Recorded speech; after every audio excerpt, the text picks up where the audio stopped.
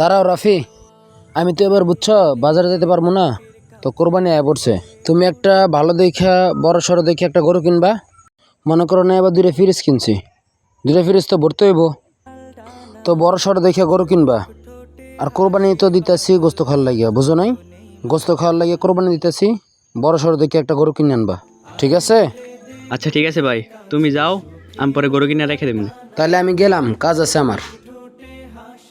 কি চেয়ারম্যান সাহেব, আপনি তো এবার শুনছি ভালোই দান মারছেন, তো এবার আপনার সুদের ব্যবসা কেমন চলতেছে? আরে বেশি একটা ভালো না, 50 লাখ টাকা কামাইছি। কি এমপি সাহেব, তো আপনার কি অবস্থা? শুনছি নাকি আপনি সেদিনকে টিয়া মাইরা দিছেন, তো কত মারলেন? আরে বেশি মারতে পারিনি তো, এই ধরেন 1 কোটি টাকা মারছি, আর বেশি পারিনি। তাহলে এবার গরু কয়টা হইবেন?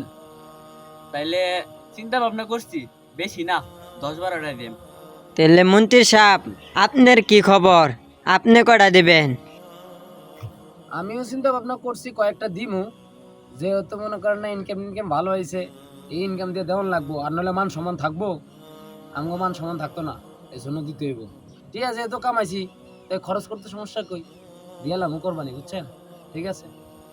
কুরবানি কুরবানি দাও কুরবানি কুরবানি। কিরে আছে, তোর কি অবস্থা? হ্যাঁ বন্ধু, ভালোই আছি। তোর কি অবস্থা? আশা করি ভালোই আছস। হ্যাঁ ভালোই তো আছে। কুরবানি তো আয় বসছে, কুরবানি এবার দিবি না তুই? কুরবানির কি অবস্থা?